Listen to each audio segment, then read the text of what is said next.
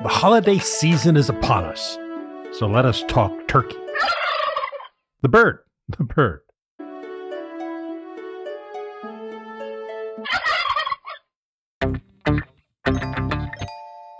There are a lot of myths about turkey, so today we're going to bust some of those myths, as well as tell you the best way to prepare your turkey for the holiday.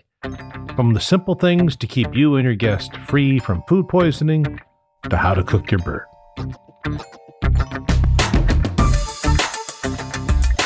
My name is Dr. Terry Simpson, and this is Culinary Medicine, where we sort out the crazy from credible about food from its source to its effect on your body, busting myths and showing evidence where food can be medicine.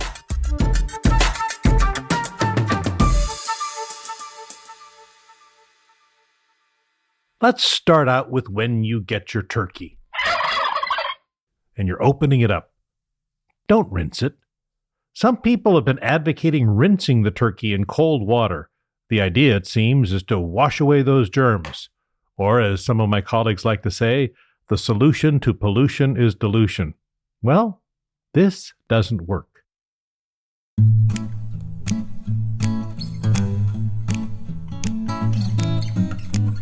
You're not going to wash away those little buggers. It might wash some of them into your sink or onto your countertop and spraying germs everywhere, so don't give your bird a bath. But you know what kills germs? Salt. You should put a lot of salt on your bird. The bacteria can't survive it, and it'll dry the skin of the bird out a bit, which will make the skin a lot more crispy once you bake it. Speaking of salt, there are also a lot of people who recommend brining the turkey in some solution. The pro-brine crowd will say this is such that it won't make the bird dried out. It'll keep the bird moist. But it won't. Brining a big turkey is a mess. You have to make this solution of salt and sugar and herbs and spices, or the famous 11 herbs and spices that Colonel recommends, but brining won't make the turkey or keep the turkey moist. Brining this huge bird in a bathtub or a big pot, it's just a mess, and you don't need to do it. Plus, all those surface bacteria, yeah, they're going to die in that brine, but you know what? Salt will kill them just as easily, and it's a lot less messy. Oh, and if you think by putting all those flavors in the brine, it'll penetrate all the meat of that turkey, it will for about a millimeter. And after that, nothing. You know, there's a lot of history about Thanksgiving and the holidays, and if you like history, then let me recommend Eat My Globe podcast by my good friend Simon Majumdar. In his podcast, you'll hear more about the history of the first Thanksgivings, or the myths of them. But speaking as a Native American, let me dispel one. We didn't teach pilgrims about turkey. They were turkey farmers already. We did save their lives, but to hear more, listen to Simon's podcast, produced by our own producer girl of Producer Girl Productions. So now you're in charge of cooking the turkey. How do you do it? This is a daunting task, and there are two ways. Both involve not cooking the whole bird. If you're an oven user, do this. Remove the backbone from the turkey. Then turn the turkey over and pretend like you're going to do CPR until that bird is flat. This is called the Spatchcock Method. And when you flatten that turkey out against the board, you now have a nice, even surface of meat that you can put in the oven, skin side up, that not only will take less time to cook, because you won't have that great big empty hole in the middle of it, but it'll also give you amazing crispy skin. You can look up how to do this and recipes about spatchcocking on SeriousEats.com or on YourDoctorsOrders.com. I'll talk about the other way in just a second. So you know that sleepy feeling after the big Thanksgiving dinner? Some people say it's turkey and it's tryptophan, but it's not tryptophan. In fact, The amount of tryptophan in turkey is the same as in beef, and the same as in chicken. One time, people used to sell tryptophan, maybe they still do, as a sleep aid. It doesn't work.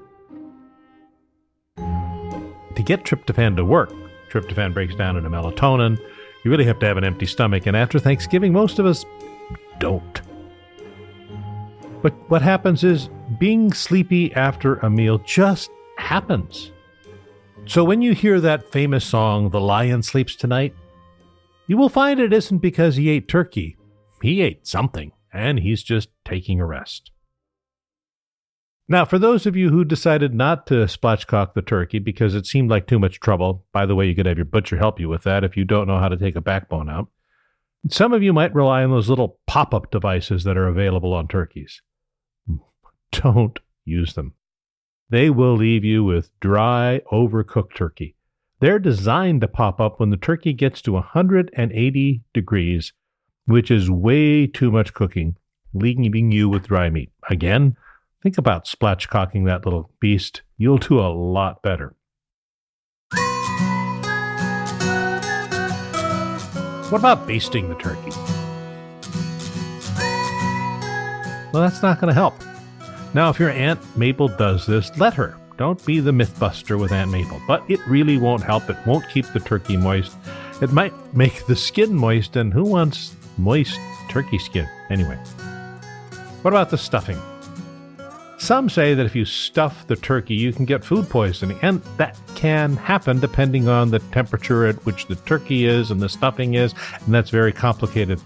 If you spatchcock the turkey, there's no room for stuffing. I say cook your stuffing in a separate baking dish. It'll be just fine. It'll be safe. You won't poison your guests. Oh, final history lesson here. Ben Franklin really didn't want the turkey to be the national symbol, and turkeys won't drown in the rain by putting their snouts up. And by the way, turkeys can fly, just not very far.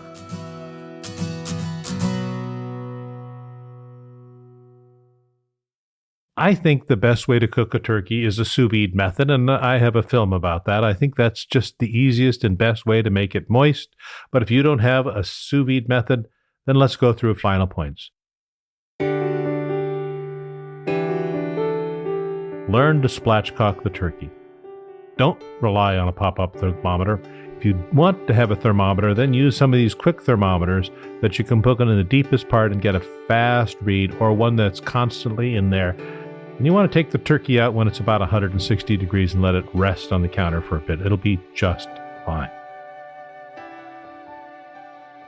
Stuffing, make it separately. And when your Thanksgiving is nice and easy and you're finished and you take your nap, it isn't the tryptophan. It's just a nap. And naps, they're okay to have.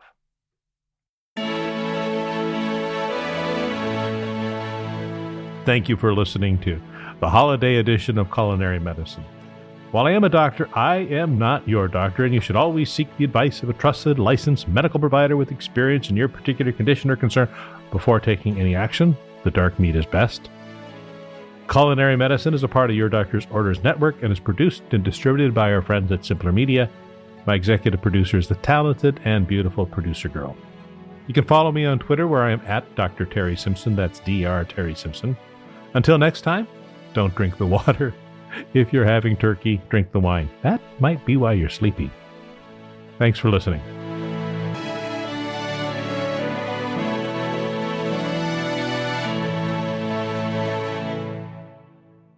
Hey, Evo, do you know what my favorite Thanksgiving dinner is?